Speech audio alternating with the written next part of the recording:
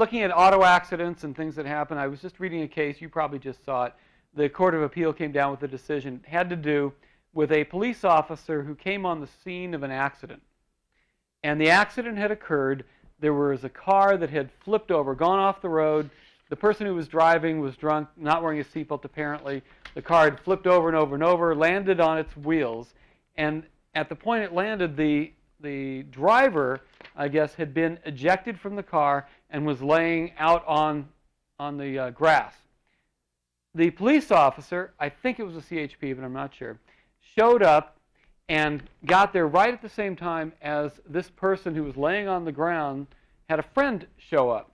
The friend comes up, goes up there and says, don't bother, you don't need to call the ambulance or anything, don't bother. I'll take care of my friend. She's laying on the ground. The police officer says, okay, well, I guess I'm out of here. Yeah, I'm out of here. I guess we'll avoid any paperwork on this or whatever the reason was. And the police officer left, apparently. Well, the friend goes over, picks up this person off of the grass, and takes this person to the car. And, of course, they go to the hospital. And even though they had told the police that she was okay and she's not injured and everything's all right, well, apparently she was okay and she was uninjured at the time when the police officer showed up. But then after she got moved, by moving her, it damaged her spinal And so what? I bet so she got paralyzed. She's now paralyzed from the center down, so she's paraplegic. And she sued the police, saying that when the police officer showed up, the police officer had an obligation, had a duty to call an ambulance and to not let anybody move her because that's what caused her injury. And the trial court said, yeah, that sounds about right. The police officer shouldn't have left her without doing something.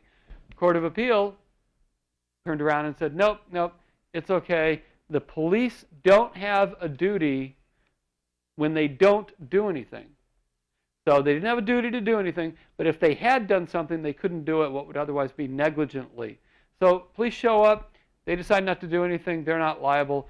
The person got injured, she's now paralyzed, and the police are not liable for that. There's absolutely no duty, which I just thought was incredibly unfair. I get it from a law standpoint, from a legal standpoint as a lawyer, but it just seems so unfair. It sounds like a tough situation and probably maybe unfair situation. But on the other hand, police officers make, life and death decisions every minute, and you lawyers sit in your offices and spend hours over something that they took 5 seconds to do. And I think it's probably an appropriately right decision. Tough decisions all the time.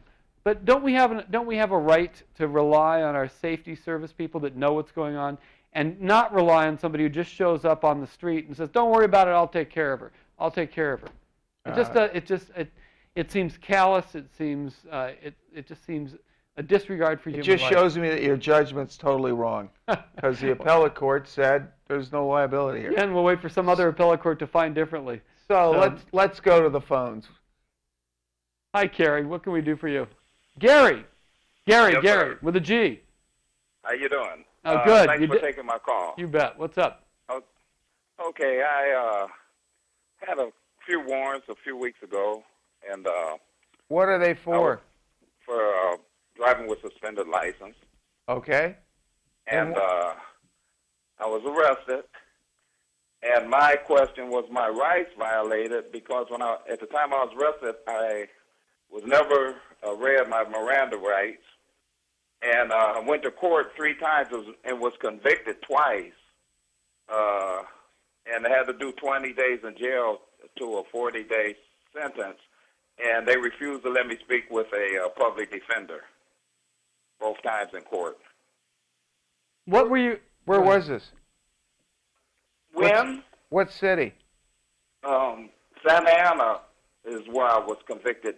Okay. And I also was convicted in Los Angeles. And they gave me time served, so that wasn't as serious to me as the Santa Ana, where I spent 20 days in jail on a 40-day sentence. Are these, and they Gary, refused to let me speak to an attorney for court. So at trial, did they offer the statements that you made to the officer in evidence against you? Is that what happened? Yeah, well, he checked his computer and said that I had some warrants, and they took me to jail. And I went to court the next morning or a couple mornings later. And you pled guilty? They never read me. They never told me I had a right to Well, remain silent or anything like that. But Also did you had plead? the rights. But Gary, did you plead guilty? Well, I would have liked. Yeah, I had to because I was in jail, and All right. they told me if I spoke to an attorney, I would have to. Only way I could speak to an attorney is if I didn't plead guilty. Okay, And so it's I pled okay. guilty so that I could. I get it. So really, what your concern is not that you talked to the police before when they actually arrested you, and then that was used against you, but rather you had to make a decision to plead guilty or not guilty, and they wouldn't let you talk to a lawyer before you made that decision. Is that it? Exactly. Okay. Exactly. Okay. What do you think about because that? Well, I figured maybe I could get community service, or maybe. No, you should have a right, Gary. There's no doubt. Let me just, Gary, let me stop you. Gary. Without any professional legal assistance, I figure I got a raw deal. Let me was treated unfairly. That's what let I me wanna stop know. you. Everybody. That's my question. Everybody has a right to have a lawyer to discuss things with when they have to make a decision when you have a crime for which you can decide to plead guilty or not guilty. But it sounds like in Orange County that if you're in custody on misdemeanors, you don't get to speak to the public defender until after your arraignment, which doesn't make any sense to me. No. Okay. It sounds like a constitutional violation.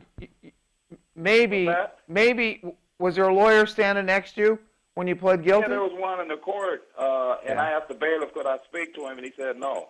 But When did you he- filled out, excuse me, Gary, when you filled out, you pled guilty, you had to fill out a piece of paper, and you had to check a bunch of boxes, and then sign your name at the bottom. Is that right? Yeah, about an hour later, they sent me back to the slammer, and then they brought me back in, and that's when I said, well, how come I never, I asked to speak to a lawyer the first time, and they told me no, and then when I came back to fill out the papers, they still wouldn't let me speak to the lawyer. So when you filled out the paperwork, was there a question there where you checked a box or filled in a blank that said that you had the opportunity to speak to a lawyer and you waived that right? I'm sure there is. They make you, when you go through a criminal case, there's a whole bunch of things you have to sign and give up before you plead guilty. The answer is that probably you had a right to see, you did have a right to see a lawyer before you pled guilty. And if you bailed out, it wouldn't be a problem. You couldn't put up the bail, I take it, and therefore you made a decision. Yeah, I could have put up the bail, but I'd rather just spend a few days in jail and keep my money in my pocket. Well, then you made some decisions. You could have had a lawyer.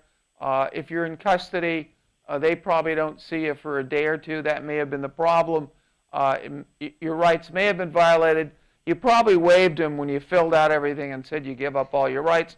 On the other end, if you did not have an attorney present at the time in regards to the criminal misdemeanors, you can probably get them set aside. Gary, what's a good suggestion, I think, for you? You said it was in Orange County.